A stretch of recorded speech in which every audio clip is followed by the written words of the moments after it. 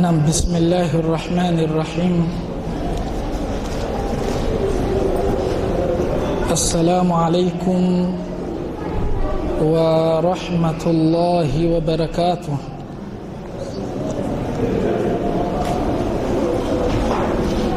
إن الحمد لله نحمده ونستعينه ونستهديه ونستغفره ونعوذ بالله من شرور أنفسنا ومن سيئات أعمالنا. من يهده الله فلا مضل له ومن يضلل فلن تجد له وليا مرشدا. أشهد أن لا إله إلا الله وحده لا شريك له، وأشهد أن محمدا عبد الله ورسوله. فإن أصدق الحديث كتاب الله، وخير الهدي هدي محمد صلى الله عليه وسلم، وشر الأمور محدثاتها، وكل محدثة بدعة، وكل بدعة ضلالة، وكل ضلالة في النار. أعاذنا الله من النار. Waheshimiwa watukufu Islamu, sifa zote kamilifu anazo Allah subhanahu wa ta'ala. Ziada na rehma na amani za Allah zimmiminikie mwalimu wa umma Mtume Muhammad sallallahu alayhi wa alihi wa sahbihi wa sallam.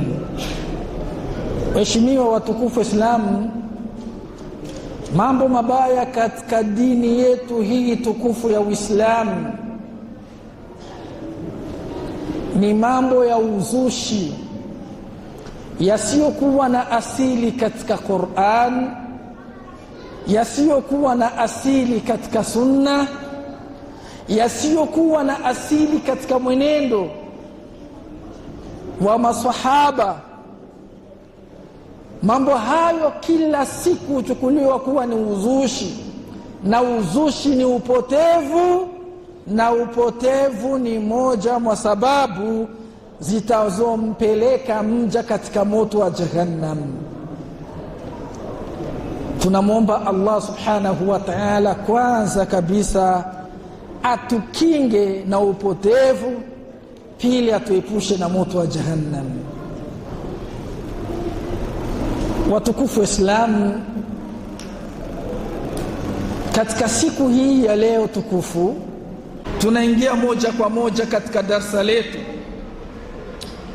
ambapo tulikuwa tukizungumzia adabu takhussul bai', adabu ambazo zinaambatana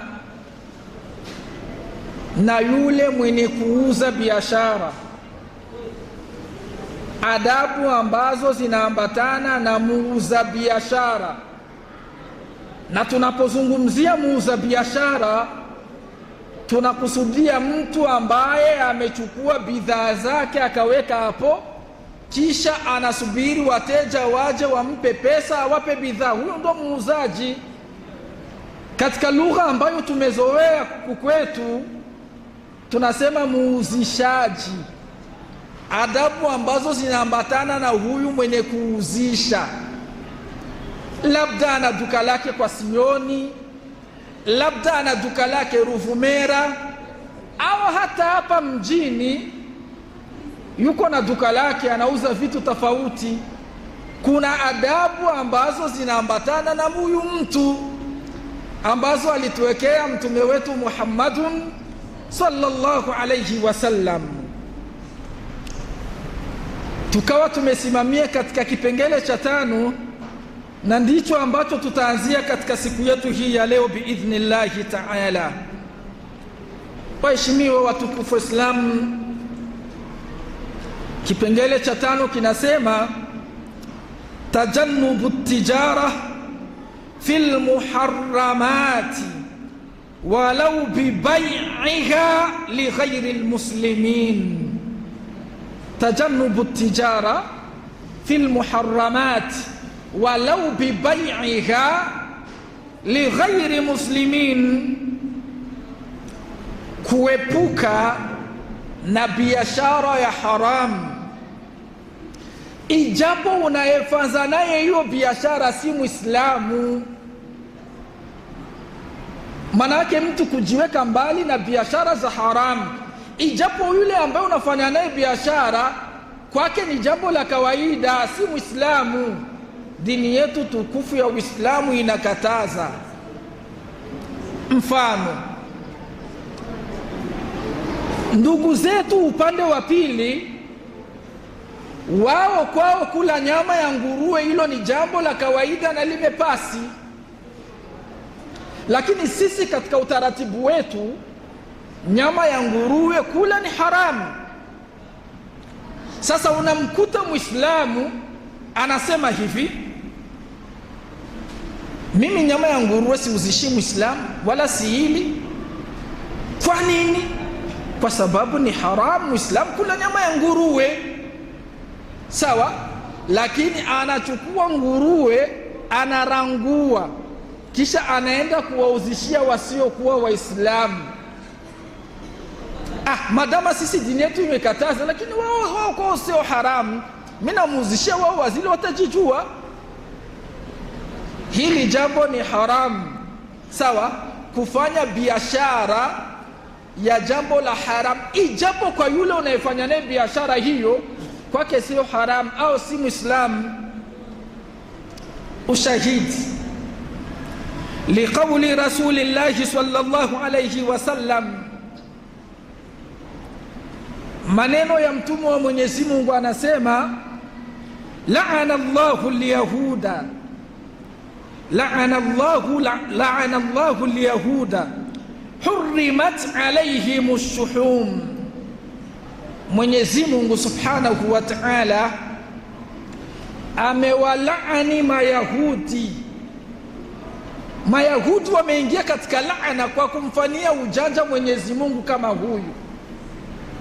Hurrimat alayhim ash-shuhum, Mwenyezi Mungu aliwaharamishia Mayahudi kula nyama zile za mafuta. Ashuhum ni zile mboga ambazo zina mafuta. Sawa, unakuta mwanzo mpaka mwisho wa mboga hiyo ni mafuta tu. Kwa Mayahudi kipindi hicho ilikuwa ni haramu. Fabauha wa akalu athmanaha, Mayahudi wakafanyaje? Yeye ametuharamisha tusili, sisi hatuli. Wakawa wanafanya biashara, wanachukua zile mboga za mafuta, yale mafuta wanayauza, kisha wanakula thamani yake. Manake pesa ambayo inapatikana katika yale mafuta wanaitumia hawayali yale mafuta. Lakini unamkuta Myahudi kwenye duka lake aliyauza, manake anayauzisha hali, lakini anakula thamani yake. Kwa kitendo hicho kumfanyia ujanja Mwenyezi Mungu subhanahu wa ta'ala, laana za Mwenyezi Mungu zikawateremkia.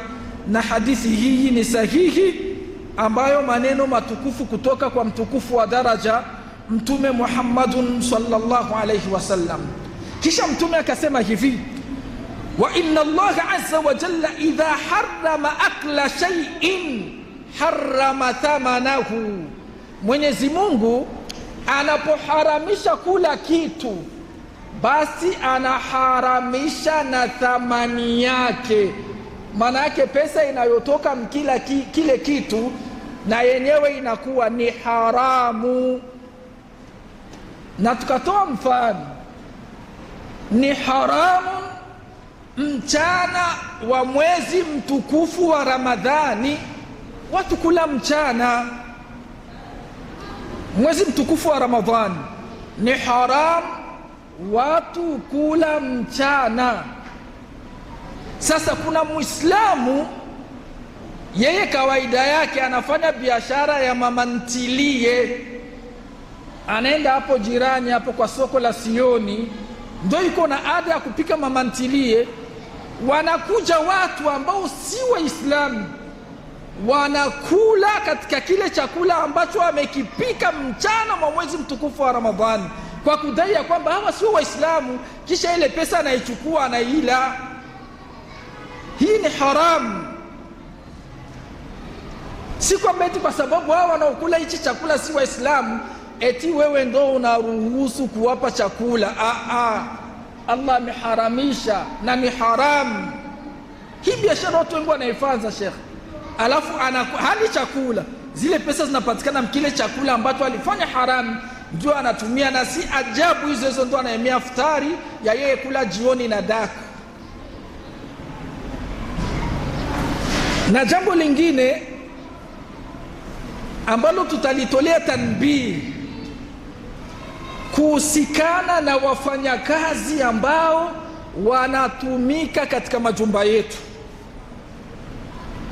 Ikiwa kwamba mfanyakazi ambaye unamtumikisha katika nyumba yako si Muislamu, basi jitahadhari asiji akawa sababu ya kuvunja itikadi yako na kuporomosha imani yako. Na ndio maana baadhi ya wanazuoni wakaharamisha, haijuzu kumtumikisha mfanyakazi ambaye si Muislamu katika yale mambo ambayo itakuwa sababu ya wewe kupata dhambi mbele ya Mwenyezi Mungu Subhanahu wa Ta'ala. Mchana mwezi mtukufu wa Ramadhani, wafanyakazi ambao wamejaa katika majumba yetu 90% si Waislamu, lakini sisi hawa ndo tunawekea chakula asubuhi, unampa anakula mchana katika mwezi wa Ramadhani. Mtu akikuuliza jibu kubwa unasema Sheikh huyu si Muislamu. Hai mambo hayajuzu Sheikh, manake huko unamtumikisha mtu katika mambo ambayo yanaenda anavunja itikadi yako, imani yako. Wanachuoni aktharuhum, wengi wao wameharamisha kumtumikisha mfanyakazi ambaye si Muislamu katika lile jambo ambalo unajua linaweza likasababisha ukapata madhambi. Na ndio kama mfano hawa wafanyakazi wa manyumba si Waislamu Sheikh, mwezi wa Ramadhani unamwondelea chakula mchana anakula. Wanachuoni wakasema ni taawanu fil ithmi, yani watu mnaenda mnapeana nguvu katika madhambi, yani unamsupport katika madhambi. Sheria haijamwambia yeye ndo anaruhusiwa kula mchana, bali sheria inamwambia na yeye aingie katika Uislamu, aache katika dini ya nini, atoke katika dini za kumshirikisha Allah, awe Muislamu Sheikh. Lakini unapompa kile chakula bimaana unamsupport kabisa, kula uendelee huko penye unakuwa Sheikh. Allah anasema wataawanu ala albirri wattaqwa wala taawanu ala alithmi waludwan, tusapotiane, tusaidizane katika mambo ya kheri na uchamungu, wala tusisaidizani katika mambo ya upotevu na mambo yatayosababisha watu kupata madhambi. Wadudu, hii ndio kauli yenye nguvu katika haya masala. Haijuzu kumpa kazi au kumtumikisha mtu ambaye si Muislamu katika mambo ambayo yatayokuja kuvunja itikadi yako na kusababisha imani yako kuwa chini, kwa sababu hapo unapata madhambi Sheikh. Moja mwa mambo ambayo Allah tabaraka wa taala amekataza ni kula mchana kwa watu mwezi mtukufu wa Ramadhani. Sasa wewe unamsupport, unampa chakula, kula Sheikh, kula, Maana endelea kuwa katika hayo mambo yako, lakini kula utajijua huko. Mbona wewe uko Muislamu? Haijuzu Sheikh. Tahadharu, sijikuti siku ya Kiyama umebeba mzigo ambao utakushinda kuutua mbele ya Mola wako Allah tabaraka wa taala. Lakini vipi haijuzu kutumikisha Muislamu mtu ambaye si Muislamu? Sheria inatuambia inajuzu katika yale mambo ya muamala wa kawaida, inajuzu kumtumikisha mtu ambaye si Muislamu katika mambo ya kawaida, ila mambo ambayo yatasababisha itikadi yako inaenda wrong, jitahadhari ndugu yako Muislamu. Imma tafuta mfanyakazi wa Kiislamu, au ikiwa utamtumikisha huyo ambaye si Muislamu, basi usimpi chakula mchana mwezi mtukufu wa Ramadhani. Hiyo ndo kauli yenye nguvu, kwa sababu tusijikuti tumeipinga aya ya Allah subhanahu wa ta'ala ambayo Mwenyezi Mungu amesema, wala taawanu ala al-ithmi wal-udwan, wala msisaidizani katika madhambi na uadui maovu. Ukajikuta wewe ungali unasapotiana katika uadui. Huu ni uadui Sheikh. Tayibe, na ndo hawa kina mama ambao wanafanya biashara kwa sioni Sheikh, yani wanawasapoti watu kula mchana mwezi mtukufu wa Ramadhani. Mtu anapika mamantilie, wanakuja watu Sheikh, wananunua katika kile chakula, huku akidai ya kwamba hawa si Waislamu. Haijuzu, hili jambo ni haramu, hili jambo ni haramu Sheikh. Tayib,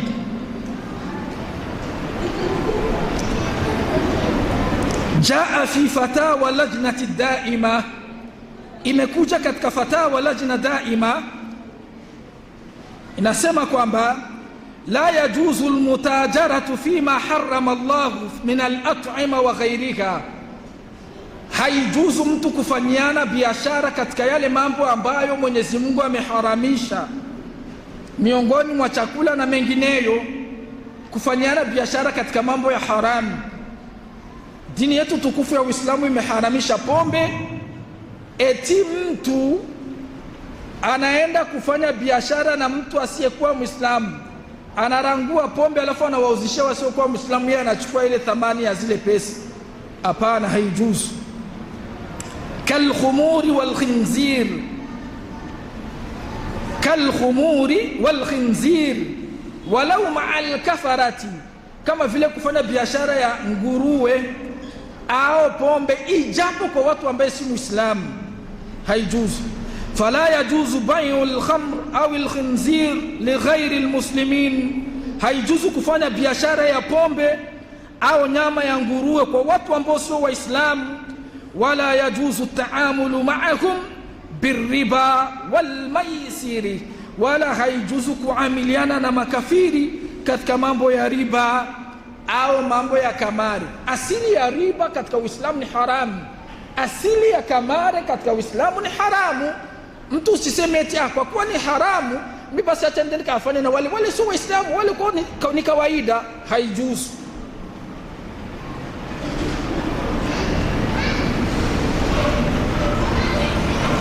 Au al-ghurar, al-ghurar, Allahu akbar. Au al-ghurar, wanatuambia kwamba au kufanya biashara ya ghurar. Al-ghurar ni mtu kufanya biashara ya kitu ambacho hakimiliki. Mtu anafanya biashara ya kitu ambacho hakimiliki, ama mambo ni haramu. Mfano, kuna mtu yuko na shamba lake. Kwenye lile shamba lake inapofika mida ya jioni, mara nyingi panakuja ndege, zinakuwa mle zinademadema mle ndani. Huyu jamaa kwa kuwa lile shamba ni lake, anasema hizi ndege zinakujaga hapa ni za kwangu bwana, nikitaka nazikamata. Mda anakutana na mtu ambaye anataka afanye biashara ya kuuza ndege. Anambia mimi niko natafuta fasi, naweza nikapata ndege, naweza nikazipata wapi? Anamwambia usina wasiwasi bwana, mimi nakuaga na ndege, ikifika saa 10 tu wewe njoo hapa. Yule jamaa akaja saa 10, kisha yule bana mwenye shamba huyo akampeleka pale katika lile shamba lake. akamwambia, unaona zile ndege hizi zote hizi zote ni zako, wewe nipe 500,000 zote uzichukue. Sheikh, hii ni biashara ya haramu. Unafanza biashara ya kitu ambacho usichomiliki, haujakimiliki mikononi mwako. Huyu mtu anaweza akakupa 500,000, atapoenda kukamata hizo ndege zote zikaruka, akajikuta ipo mikono mitupu, baadaye ugomvi ukaanza. Sawa, bana 500,000 mimi nitazikupa hizo, usina wasiwasi. Alishakupa 500,000, anaenda sasa kuzikamata ndege zinaruka, au kumuuzia mtu samaki ndani ya maji. Samaki iko maji, eti unaenda kufanya biashara ya samaki, unampa pesa, hizi samaki utazibeba. Hizi samaki zikishindwa kuzikamata, hata ile mikataba, unasikia kuna mikataba ambayo inapatikana baina ya watu na watu, wamerangua bahari kwa muda wa miaka 3, samaki zote ambazo zitapatikana ndani ya maji zitakuwa ni za kwao kwa muda wa miaka 3. Hii ni biashara ya haramu. Katika dini yetu tukufu ya Uislamu haya hayajuzu kufanya mtu biashara kwa kile kitu ambacho mtu haujakimiliki. Inaweza kafika katika hiyo miaka 3 ufalme wa Allah pasipatikani samaki, jamaa kajikuta ameingia katika hasara tupu. Au kufanya biashara ya vyakula, mfano mtu yuko na shamba lake la rengarenga, analima rengarenga, anakuja mtu anamwambia, hizi rengarenga, huyu mchicha huyu mimi na ukurangulia wote, mavuno yote mimi nitayachukua. Anamsabilia 700,000, anaweka mfukoni, anasema hii shamba yote utapovuna wewe ndio utachukua, litakuwa la kwako. Sheikh, inafika wakati mchicha unaanza kuonesha sura nzuri, baadaye mambo yanaharibika, jua linakuwa likali, mvua inakosekana, shamba lote hakuna mimea, mavuno anayopata. Unakuta mtu anaingia katika hasara, na wakati ushaweka 700,000 mfukoni. Hizi biashara hazijuzu. Kumrangulia mtu kitu ambacho bado hujakimiliki mikononi mwako, katika Kiarabu inaitwa al-ghurar. Nani biashara ambayo watu wengi wanafanza Sheikh? Mtu kuna shamba lake la maharagi, la mihindi, wanasikilizana, na huyu mpunga nitakupa ngapi? Bana mimi kutokana na gharama zangu niweke 1.5 milioni, wewe jijue huko. Anampa Sheikh. Kidogo mpunga unakuwa unaanza kuonesha sura nzuri, mvua hiyo mpunga wote chini maji, unahomba. Anakuja hivi apati kitu hata kimoja, pesa zimeenda na mpunga umeenda. Hazijuzu katika Uislamu biashara kama hizi, biashara za kitu ambacho bado hujakimiliki. Fakullu hadha haramun ma'a almuslim, haya yote ni haram kwa Muislam, wa ghairi almuslim, na kwa mtu ambaye si Muislamu. Usioni kwa Muislamu ukasema acha nende nikafanze basi na mtu ambaye si Muislamu. Hata mtu ambaye si Muislamu kenda kumfanzia biashara za ujanja kama hizi, hazikubaliki mbele ya Allah tabaraka wa taala. Hiyo ilikuwa pointi ya 5. Pointi ya 6, watukufu wa Islam, alla yabi'a ala bai'i akhihi hatta yu'dhana lahu au yatruka. Alla yabi'a ala bai'i akhihi hatta yu'dhana lahu au yatruk. Haijuzu kufaza biashara katika bei ya biashara ya mwenzako isipokuwa akupe idhni au awe amekuruhusu, amekuachia hilo jambo. Qala Rasulullah sallallahu alayhi wasallam, mtume wa Mwenyezi Mungu, rehma na amani za Mwenyezi Mungu ziwe juu yake, anasema la yabi' ar-rajulu ala bai'i akhihi, asiuzi mtu biashara kwa bei ya mwenzake, illa an ya'dhana lahu, isipokuwa awe amepewa idhni. Na kupewa idhni itakuwa ni ngumu hapa, tutakuja kusharehesha. Muttafaqun alayhi. Wakadhalika la yajuzu lilmuslim an yashtariya ala sharai akhihi, na vile vile haijuzu Muislamu kuuza, kununua katika nini? ununuzi wa mwenzako, kuuza katika uuzaji wa mwenzako haijuzu, na kadhalika kununua katika ununuzi wa mwenzako haijuzu.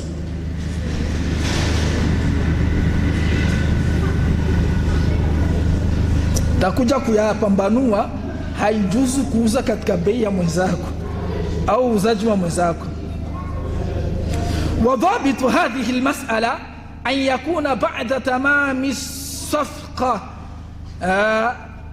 Na hili jambo kaida inasema haipasi iwapo baada ya kutimia katika nini, katika mafungamano.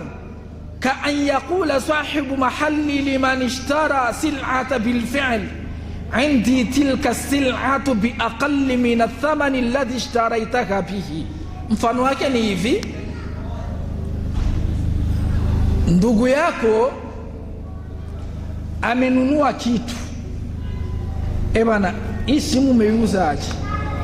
Hii simu nimeiuza 500,000. 500,000? Mimi ungekuja ningekupa 450,000. Ungekuja mimi ningekupa 450,000. Ndio kuuza katika bei ya mwenzako. Wewe alikuvunjia mgapi? Alinivunjia ungeleta mimi hapa ningekuvunjia. Shekhe, kuna muda mwingine si kwamba hata angekuvunjia, lakini akuweke tu roho mbaya, siku nyingine uchukie, usendaki kumtafuta ule unamtafuta yeye. Mimi ungekuja hapo ningekupa kwa bei ya kadhaa. Na ukishasikia hivyo unaona maana kama amenifanyia khiana, amenizulumu na ni pesa yangu. Badala kunipa katika bei nzuri ananila mimi pesa yangu ya juu 50,000 yote.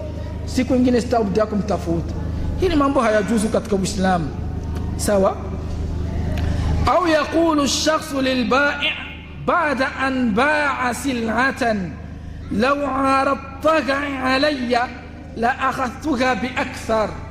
Au mtu anaona mtu anauzisha gari yake 500,000, tayari ameshauzisha, jamaa anaingia ndani ya gari anaenda, kisha huyu yuko pembeni anamwambia yule mwenye bidhaa yake hivi, mwenye gari sasa, yule ambaye alikuwa na gari akaiuza, sasa ungeniachia mimi ningekupa milioni 18, yeye alikuwa 17, mimi ningekupa 18.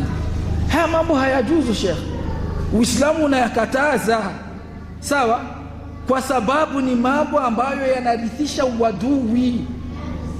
Juu yule ambaye aliuza ile hela akisikia hivyo atasikia uchungu. Sawa? Kumbe nimeuza hivi na wakati hela zangu angenipa hivi, ameniingiza mjini. Subhanallah, tayari uadui unaanzia hapo. Wal'illatu fi dhalika, na malengo, makusudio, khibra ambayo tunayopata katika hayo ni nini? Anna hadha yahmalu ash-shakhs ala fasakh al-aqd ma'a al-mushtari au al-bai'. Kwa nini Uislamu uliyakataza hayo maneno? Kwa sababu ni moja mwa maneno yanayopelekea watu nini, baadaye kuwa na ugomvi na kwenda kuvunja yale makubaliano ya ile bidhaa. Mimi nisikia kama umenivunjia, umenivunjia kwa hizo. Mimi ungelipa hivyo ningezikupa hizo.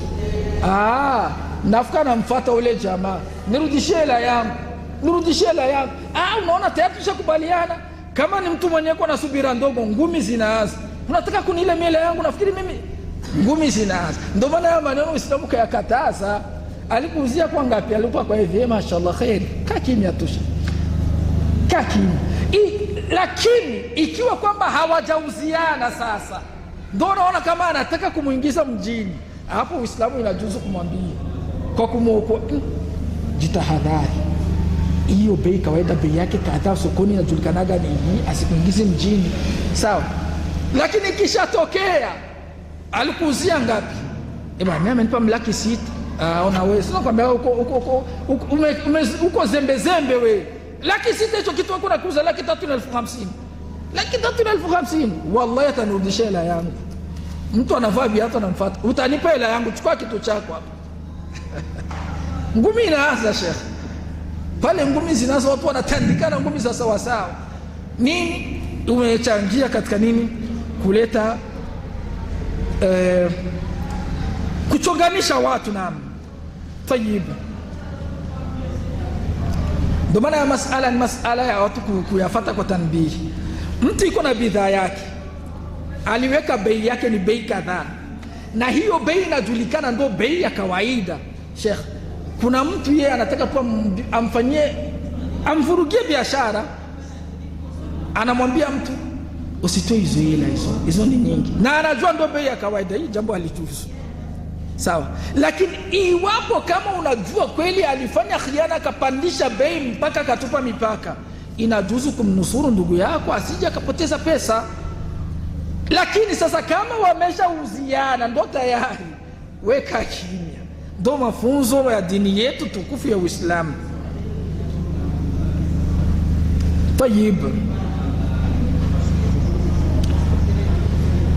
wanasema kwamba wayufdi ila ash-shahnai wan-nizaa wash-shaqaq. Hayo mambo ni mambo ambayo yanamfikisha mtu, yufdi, inamfikisha mtu katika ugomvi na ubishi na vurugu. Walislamu yahulu duna wujudi hadhihi al-amrad. Uislamu yahulu, yamna, Uislamu unakataza haya maradhi ya nini yatayosababisha watu kugombana fil mujtama'i al-muslim, katika nini, katika mujtamaa wa Waislamu. Ama in kana al-muzayadat qabla tamami safiqa al-bay', lakini ikiwa kwamba yule jamaa mwenye biashara amezidisha mpaka katupa mipaka, na wewe unaona hawajauziana, ili kumnusuru, ndio yale ambayo tulisharehesha, inajuzu kumsinyalia mwenzako na kumwambia usinunue hapo, amepandisha sana, fala ba'sa fi dhalika, hapo hakuna tatizo. Wakadhalika furuqu as-sa'ri al-mawjudatu fi al-mahallat laysat min al-bay' ala bay' akhihi, na pia tofauti za bei katika bidhaa za watu sokoni, hiyo sio kuuza kwenye bei ya mwenzako. Aje, unaweza ukaenda sokoni, hii simu sehemu kasikia 600,000, hii kila kitu kafika pale mbele unasikia 7,000 na 20,000. Hiyo sio kuuza kwenye bei ya mwenzako. Sawa. Lakini ikiwa katika wale ambao waliweka ile bidhaa yao kuna mmoja ameweka bei kubwa mpaka akazidisha, hapo ndugu yangu Muislamu, wahi umuokoe ndugu yako, usendi pale amezidisha, ametupa mipaka. Lakini kama wanatofautiana bei 10,000, 15,000 kawaida, na kuna mtu anaweka hiyo bei kidogo juu, anajua ataporomosha, hiyo sio makosa.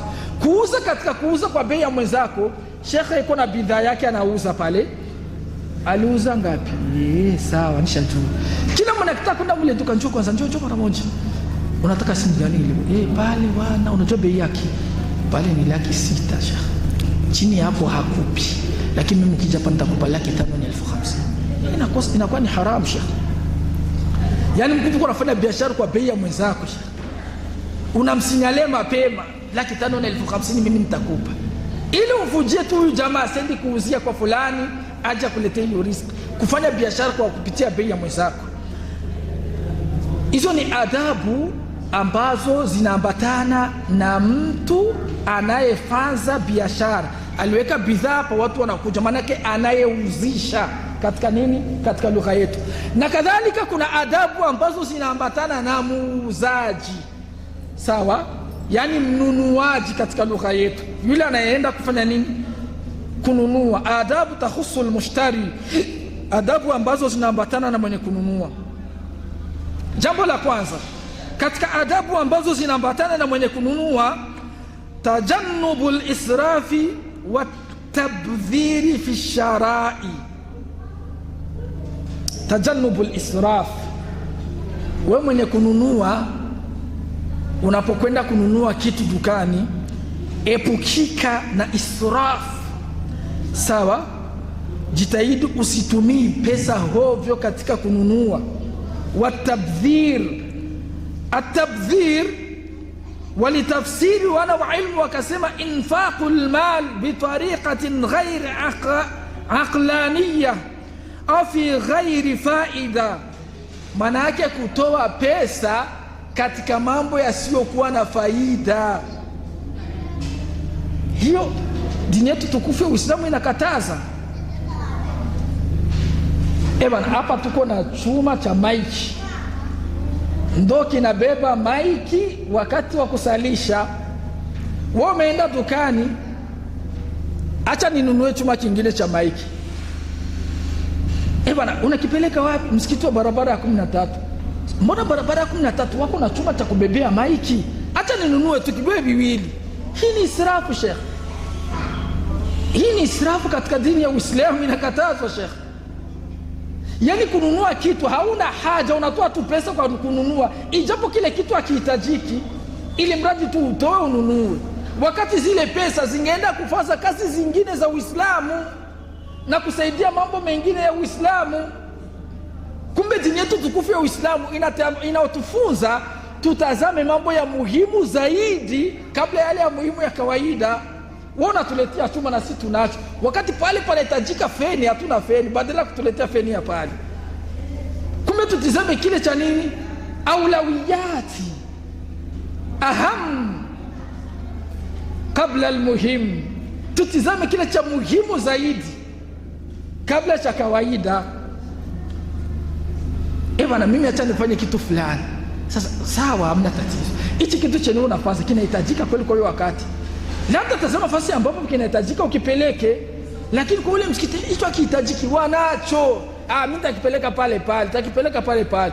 Mtu analeta aspirateur, wakati msikitini pana aspirateur 5 mfano za kufagia msikiti, naye analeta aspirateur nyingine. Zile 5 ni nyingi, ndio maana vinaweka kule kwenye store kwa mwisho vinaozea mle. Israfu hii katika dini, na dini inatukataza tusinunue mambo katika israfu. Allah akasema katika maneno yake matukufu, innal mubadhirina kanu ikhwanu shaitan. Sawa, hakika wanaofanya israfu ni ndugu zake shaitani, kwa sababu Uislamu unakataza israfu. Qala ta'ala, Mwenyezi Mungu pia mtukufu anasema, walladhina idha anfaqu lam yusrifu wa lam yaqturu. Katika sifa za watu wema ni wale wanapotoa mali zao hawafanyi israf, walam yaqturu, na wala hawabani sana, wakana baina dhalika qawama, lakini utawakuta wako kati kwa kati Sheikh. Manake hatoi kwa kufujo, kwa vurugu, yaani ni mradi tu atoe, vitu vinakuwa natoa pesa na beni havina umuhimu, anatoa. Leo anaweza kumnunulia mtoto wake kitu fulani Sheikh, kesho anakuja anamletea tena kinga nyingine, wakati ile kinga ya jana bado ingali nzima, analeta nyingine tena. Sasa watu wakija kumtembelea asema, hii kinga nimemuuzia $600, wakati nimeenda Dar es Salaam nimeuza. Sasa hii kinga iko na hii ni israfu Sheikh. Dini yetu tukufu ya Uislamu inakataza mambo kama haya, adabu za kuhusikana na wewe unaenda kununua kitu. Je, hicho kitu kinahitajika kweli? Sio ununue kitu kwa kuharibu pesa. Afadhali tafuta miskini wa Kiislamu uwape hizo pesa, zitawasaidia. Na israfu katika dini, tajawazul haddi fi kulli shay'in sawaa fil infaqi. Wa alaykum assalam. Tajawazul haddi fi kulli shay'in sawaan fil infaqi au alkalami au alakli. Israfu ni nini? Kutupa mipaka katika kila kitu. Sawa katika nini? Kutoa hela, mtu unatoa mpaka, unatupa mipaka Sheikh. Fasi ambapo hapahitajiki wewe unatoa. Au katika kuongea, Uislamu unatuambia tuongee maneno mazuri au tunyamae, tukae kimya. Mtu anaongea mpaka kila mtu anakuwa hataki hata kumsikia. Ndio maana unaweza kumuona mtu anaongea, kila mtu amekaa naye anakuwa hata wala hata msikilizi. Sasa yote jamaa kunaongea na kumbe kunaongea na washachoka Sheikh. Hiyo inakuwa ni israfu Sheikh. Hiyo pumzi ungetumikisha katika mambo ya khair. Au katika chakula watu israfu baadhi yao walitafsiri vibaya, wakafikiri kwamba kula aina tofauti ya chakula ni israfu. Hapana Sheikh. Kula aina tofauti ya chakula, iwapo Allah atakujalia alikupa afya ukala ndo ukamaliza, hiyo sio israfu. Lakini israfu inakuja ni pale ambapo unakula unajishindilia, umeshiba, alafu kile kinabaki unaenda unatupa. Hiyo ndio inaingia israfu. Ile kila aina chakula za tofauti ukakimaliza, alhamdulillah, Mungu alikupa apeti, hiyo sio israfu.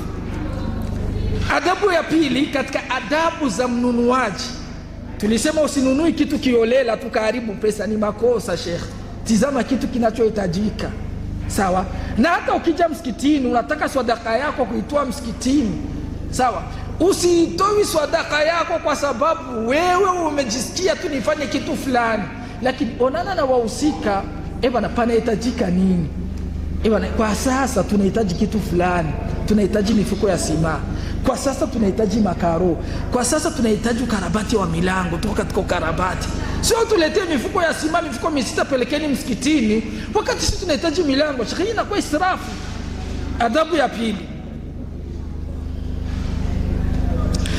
adamu ittikhadhi al-aswaqi muntazahat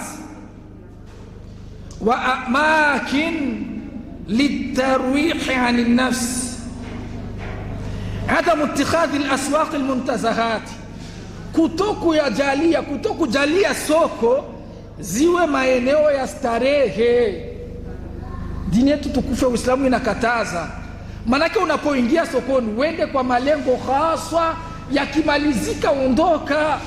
Sio jalie soko ndo sehemu sasa ya kukaa starehe. Kuna mtu anaenda kununua bidhaa yake sokoni, akishamaliza ndo anaenda kusali gala hapo, atapiga ligala mtuka la fulani, maongezi mengi, anafanya saa 2. Dini inakataza Sheikh. Sio fasi ya kuikameti starehe huko kukaa. Kwa nini? Kwanza utajikuta unampumbaza hata ule mwenye duka, wateja wanakuwa wanapita huko tu maongezi. Muda mwingine na muda wa kumshukuru Mwenyezi Mungu anakuwa ulikuja unamletea maneno mengi. Dini tukufu ya Uislamu inakataza. Usichukui soko ni sehemu ya starehe kwenda kuikaa kupoteza muda. Wa amakin litarwih, na sehemu za kupumzika ani nafsi, manake za kupumzisha moyo wako. Acha nikale starehe nipumzike sokoni, au vivu mmenipiga, acha nende kamuone Bakari pale sokoni. Bakari kwa rufumera mle ndani ndio kafuna pale ma historia yanaanza, yani unapumzika. Dini nakataza. Fala yadhhabu lisuq illa lihaja, dini natufunza asendi mtu sokoni isipokuwa kwa shida, sawa? Wa yujilu bil khuruj minhu, na ile shida ikimalizika, akimaliza kununua bidhaa yake arakishe atoke sokoni. Idha qada hajata, pindi atapotekeleza haja yake. Liqauli rasulillahi sallallahu alayhi wasallam, ushahidi maneno ya mtume Muhammadun sallallahu alayhi wasallam anasema, ahabbu albiladi ila Allahi masajiduha, maeneo yanayopendwa zaidi ya watu kula spend kupumzika na nini ni misikiti. Misikiti ndo sehemu ambazo Allah anazipenda. Wewe ukitaka kuja kupumzika, ingia msikitini, chukua Qur'ani, sali raka, pumzika kidogo, weka nia ya itikafu, kwa kuwa ndo maeneo ambayo Allah anapenda. Kisha mtume akasema, wa abghadul biladi ila Allahi aswaquha, maeneo ambayo Allah anachukia sana, kuchukia kuliokuwa kukubwa ni maeneo ya sokoni. Rawahu Muslim. Maeneo ya sokoni Sheikh, kwa sababu ndo susi ambayo inapatikana Ibilisi na shaitani. Wenye kusema uongo umo, wenye kuvaa vibaya umo, utasikia miziki umo, kuna sehemu pombe umo, kuna sehemu pana mabwate umo, yani pana mambo ambayo yanamchukiza Mwenyezi Mungu. Ndio maana dini yetu kasema ukiingia umo, harakisha, shida yako ikimalizika toka. Sawa watukufu Islam. Wa an Salman radiyallahu anhu qala, na kutoka kwa Salman Mwenyezi Mungu amridhia, anasema, la takunanna in istata'ta awwal man yadkhulu as-suq, usiwi wa kwanza kama utaweza, usiwi mtu wa kwanza kuingia sokoni. Wala akhira man yakhruju minha, wala usiwi mtu wa mwisho kutoka sokoni. Fa innaha ma'arakatu shaitan, sokoni ndo sehemu ambapo kuna maingilio ya shaitani. Wa biha yansibu rayata, na huko sokoni ndipo ambapo ananasibisha bendera yake, maana yake anapandisha bendera yake Ibilisi shaitani. Ikiwezekana Muislamu, jitahidi usiingiage sokoni kwa mtu wa kwanza, eti soko anafungua ukaingia. Na jitahidi usiwi mtu wa mwisho kutoka sokoni, maana watu wote wameshatoka uona kuwa wa mwisho kutoka. jitahidi uingie wakati wangitu wameshaingia, na wahi kuchomoka wakati hapo wanakusudia wale ambao wako na nini, biashara zao sokoni, kwa sababu ni maeneo ambayo anachukia Allah subhanahu wa ta'ala. Rawahu Muslim. Jambo la tatu katika adabu za mwenye kununua kitu,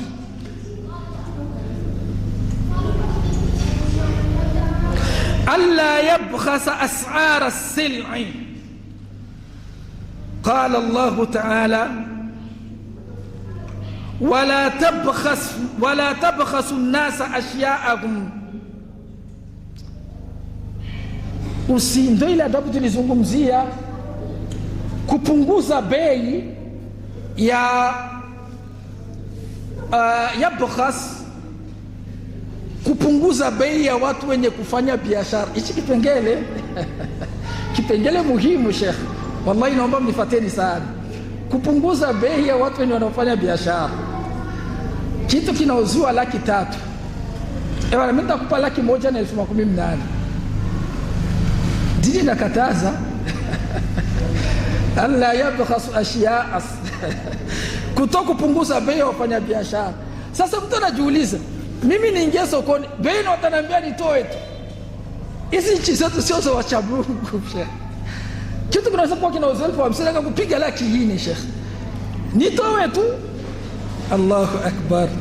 Qala ta'ala, Mwenyezi Mungu mtukufu anasema wala tabkhasu an-nasa ashya'ahum, wala msimna wapunguzia watu vitu vyao. Mimi nakwambia hapa nauza 16,000 Sheikh, 30,000 unipi? Ndio dini hiyo, Mwenyezi Mungu amekataza. Najua hiki kipengele kitakuwa na maulizo mengi. Ndio maana si nchi ambazo zimeendelea, wallahi Saudi Arabia kuna sehemu Sheikh, ukiingia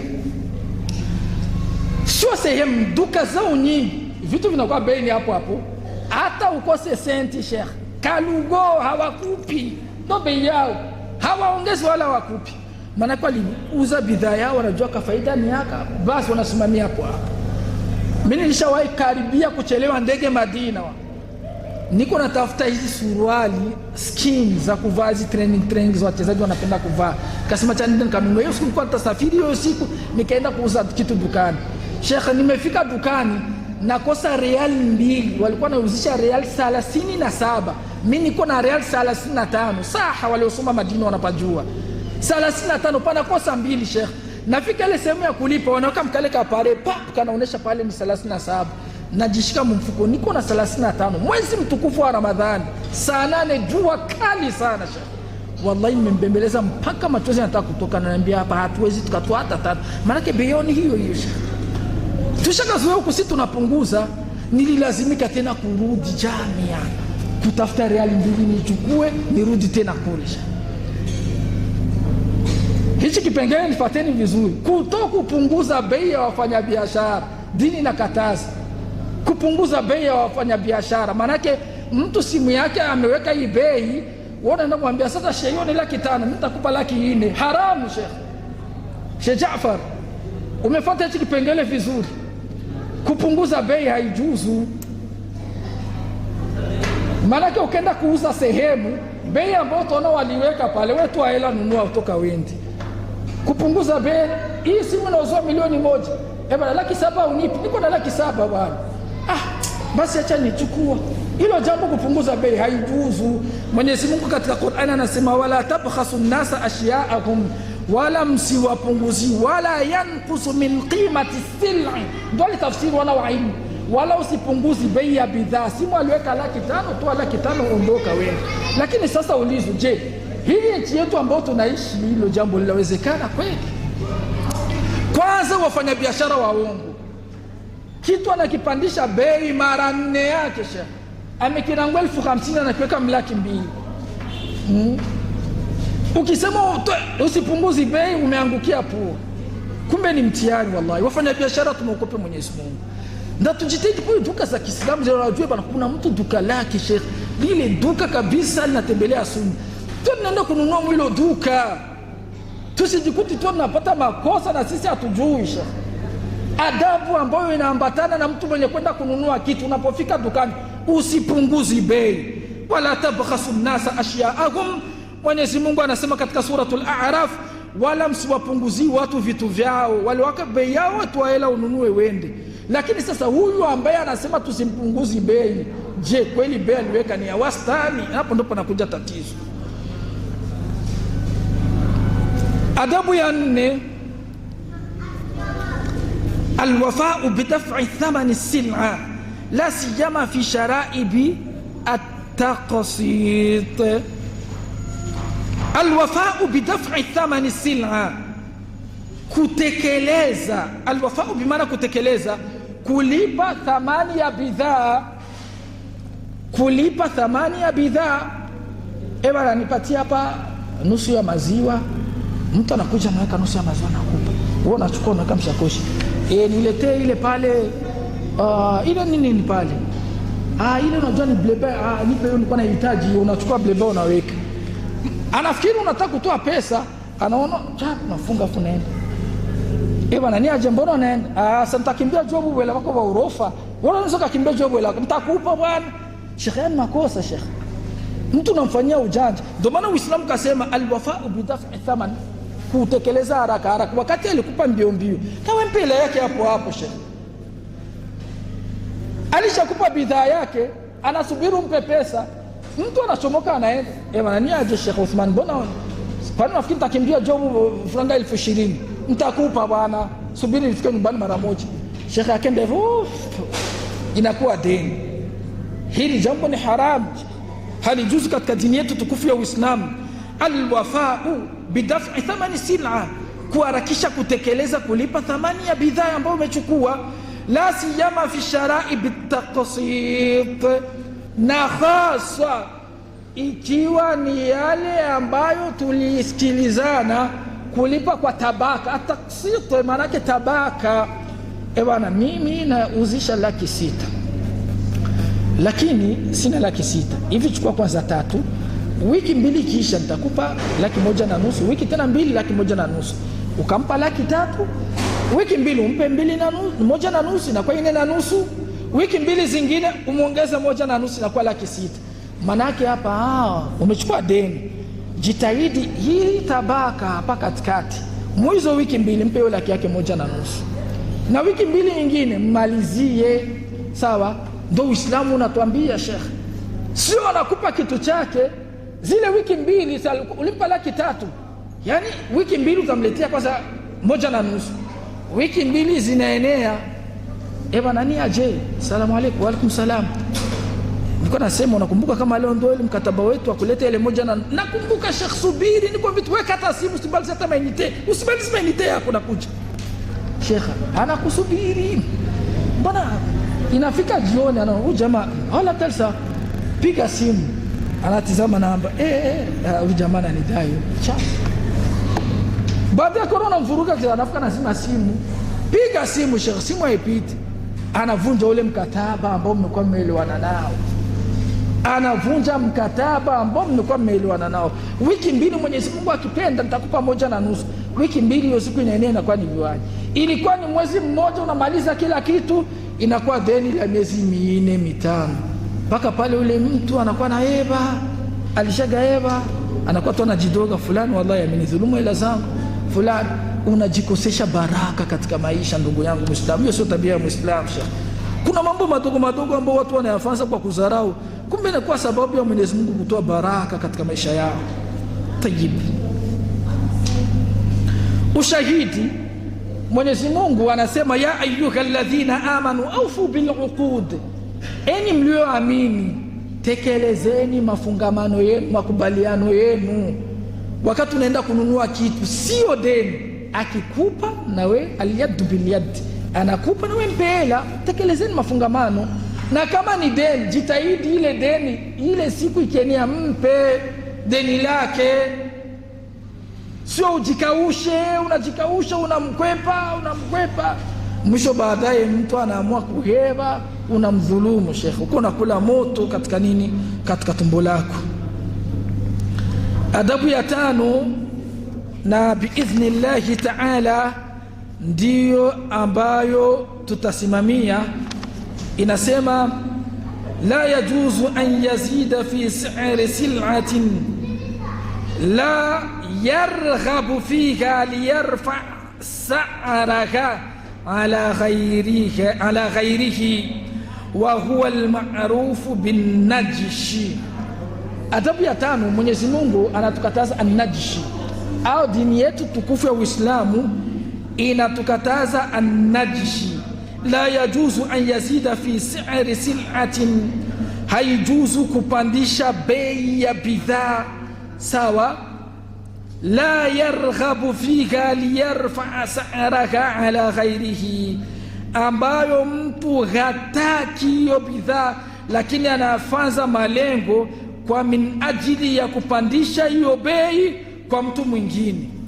Wa huwa almaarufu bin najshi, na hicho kitu katika dini kinaitwa an-najshu. Tutakitafsiri. Mtume sallallahu alayhi wasallam anasema katika hadithi, Ibn Umar radhiyallahu anhu qala naha an-nabiy sallallahu alayhi wasallam 'anil najshi, rawahu al-Bukhari. Wa qala sallallahu alayhi wasallam wala tanajashu. Mtume anasema, hadithi kutoka kwa Ibn Umar, Mwenyezi Mungu amridhie na babaye, amekataza Mtume wa Mwenyezi Mungu kufanyiana najshi.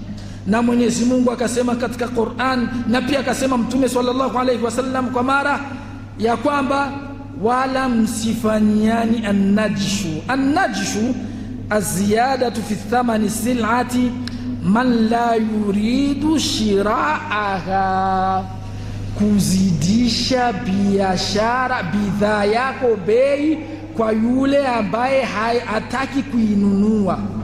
Mfano, kuna mtu amekaa dukani mwako, wewe uko na biashara, sawa.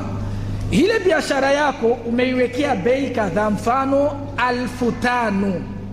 Biashara umepangia bei 5,000. Anakuja mtu dukani kununua ile biashara, wewe unacheza dili na huyu mtu hapa, sijui niseme ni komision, sijui niite aje, sawa. Huyu mtu anapandisha bei kwa min ajili, labda kuna watu Mungu aliwajalia wanajua kuongea, akipata ile bei ya ziada yeye anapata chake cha juu, wakati ule mtu wa biashara amechomoka. Mathalan, kuna duka ma TV ekran plat, ma vitu viko tofauti, bosi anawaita wafanyakazi wanaotumika kama Avenue de la Mission na kuaga na hizo dili. Hii biashara televizio kawaida ekran plat nauzisha 800,000, milioni 1,600,000, lakini ukipata zile za juu itakuwa ni nani yako? Mtu anaenda anakaa pale, yeye ni mzee wa kukoka tu. Bwana, subiri, hii biashara hii television kawaida bosi haendagi chini ya 600,000, lakini juu wewe acha mimi nende niweke sura yangu pale. Kumbe maskini amekudanganya wewe, haujui yeye anaenda. Bosi, unaona aje bwana, mpe basi kwa 5,050. Wallahi TV ni zote ni ndugu yangu, bosi nakuomba. Kumbe ile 5,050 sio kweli, kweli ni bei 500,000. Ile 50,000 ya juu inakuwa ni dili lake yeye Sheikh. Kuna baadhi hata wabosi wameogopi Mwenyezi Mungu, akichukua ile biashara anatoa 5,050, wewe unampa mgongo television na kufungia, unachomoka. Ile 50,000 bosi anapiga 25 na 25, au kuna kati ile yote anampatia na jili yake, bosi ashaingiza biashara. Hii ni najisi katika biashara. Uislamu unakataza mambo kama haya, kumweka mtu special tu kuja kupandisha watu nini akichomoka. Na kuna watu wanaishi maisha ya haya Sheikh, yeye ni kufanyaga mambo ya haram kama haya.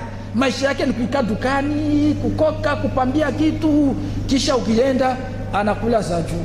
Sasa wewe unatoka mle dukani unasema alhamdulillah wallahi, bila kuwa bakari pale Sheikh, bwana ilikuwa anipiga kitu moja nipa kwa hii befu, kumbe huyo ndo alikopiga chaka kuingiza. Haya mambo hayajuzu. Acha tutosheke hapa insha Allah taala. Mwenyezi Mungu akipenda, wiki ya kuja tunaingia katika kipengele kipya, adabu ambazo zinaambatana na msikiti, adabu takhusu biimarati almasajid wa binaiha, adabu ambazo zinaambatana na kuimarisha misikiti na kuijenga. Na sisi tuko katika harakati za kuimarisha msikiti na kuujenga. Kuna adabu shekhe ambazo zinaambatana na hili jambo. Tujitahidi insha Allah taala, wiki ya kuja tusikosi, kwa kuwa kuna faida nyingi sana katika huyo mlango. Mwenyezi Mungu akipenda na atupe uhai. Hamdika nashhadu an la ilaha illa anta nastaghfiruka wa natubu ilayka. Allahumma hdina fiman hadaita wa afina fiman afaita wa tawallana fiman tawallaita wa barik lana min alkhairi fima a'taita wa qina wasrif anna sharra ma qadaita innaka taqdi wa la yuqda alayka innahu la yadhillu man walayta wa la ya'izzu man adayta تباركت ربنا وتعاليت. نستغفرك يا ربنا ونتوب إليك. سبحانك اللهم وبحمدك نشهد أن لا إله إلا أنت نستغفرك ونتوب إليك. سبحان ربك رب العزة عما يصفون وسلام على المرسلين والحمد لله رب العالمين والسلام ورحمته وبركاته.